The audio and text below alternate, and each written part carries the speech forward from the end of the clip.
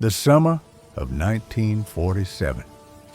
The New Mexico desert was a sea of silence and heat. Roswell was just a small town. Dusty streets, wooden porches, and old jazz songs drifting from radios. But on the night of July 2nd, the sky exploded. A bright light streaked across the northern horizon, lighting up the desert before crashing to the ground. For a moment, night turned into day. Then everything went quiet again. By morning, local ranchers found strange pieces of metal scattered across the sand. The fragments were smooth but warm. Some seemed to pulse, as if they were breathing. The sheriff called the military.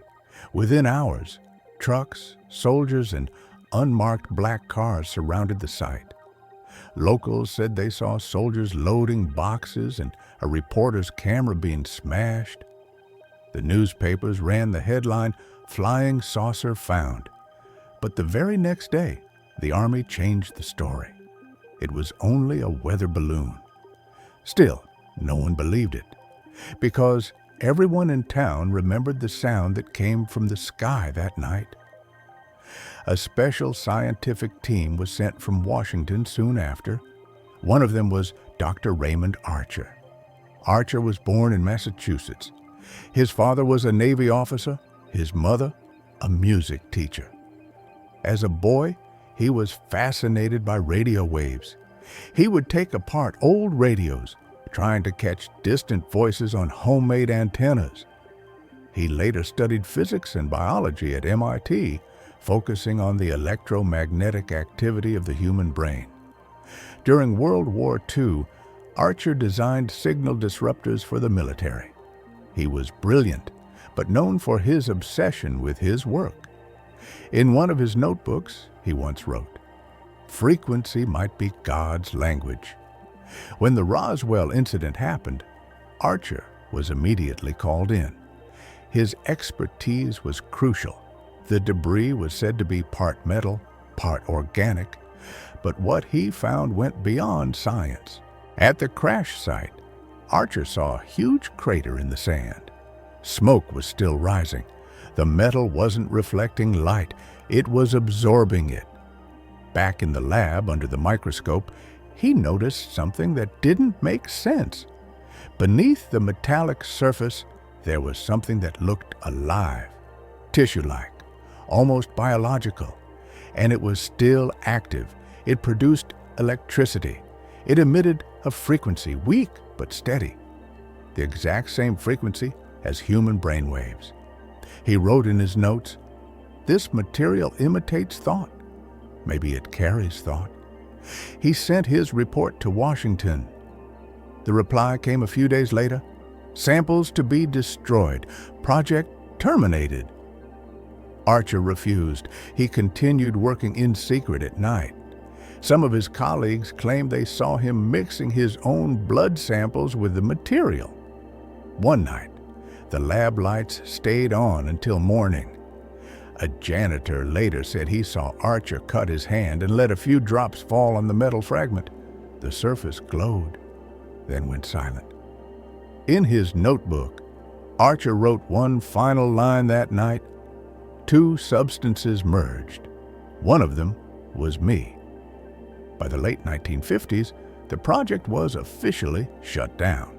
But in internal files, there were references to a new initiative, Project Resonance. It was an experiment to record human consciousness as an electromagnetic signal. A 1960 report contained one chilling note: Subject R12. Consciousness retained for 43 seconds. Organic resonance successful. The blood sample used came from Dr. Archer. Subject R12 was him. Later that same year, Archer disappeared. The official record said reassigned, but his family knew better.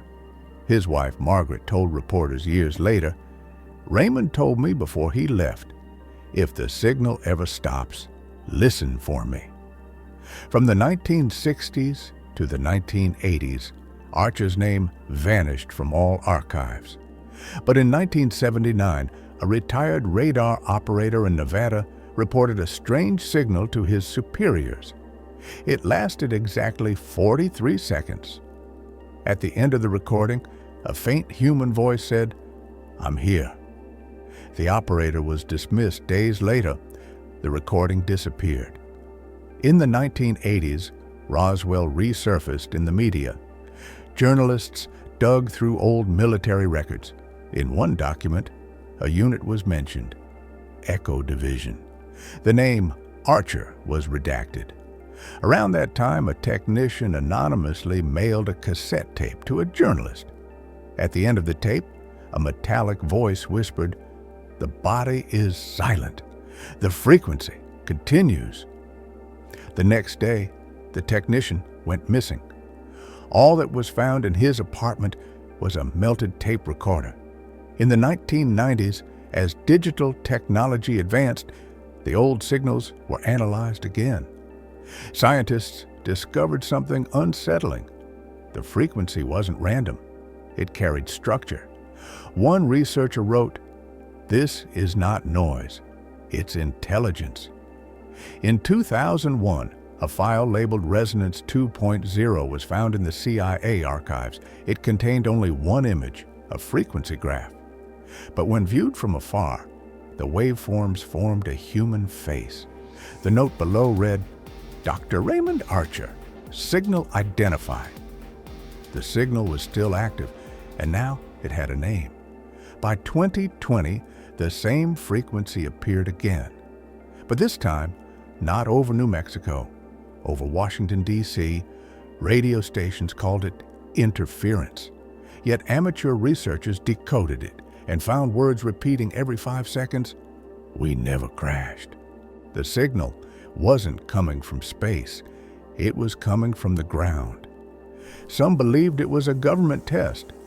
Others thought Archer's consciousness had somehow survived, living as energy. A few dismissed it as mass hysteria, but reports kept coming in.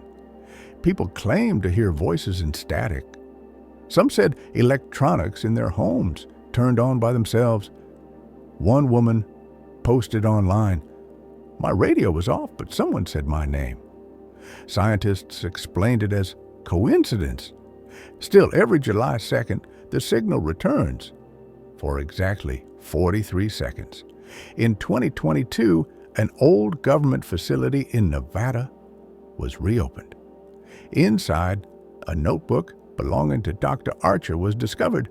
The first page read, "If you're reading this, listen closely. I'm still here." On the last page, consciousness doesn't die, it only changes form. That same year, researchers near Roswell recorded a new electromagnetic pulse. It lasted 43 seconds. Again. But this time, the pattern looked like a heartbeat. Even today, every year, at the same hour, the same signal returns. Some call it a glitch. Others call it a warning. But one truth remains. Whatever fell in Roswell wasn't a ship. It wasn't alien. It was human. A mind that refused to fade. And that mind is still echoing. I'm still here. What fell in Roswell wasn't a ship. It was something far more terrifying.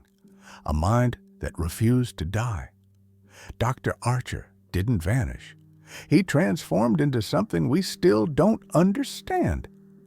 If this story made you listen closer to the silence, subscribe, because some signals don't fade.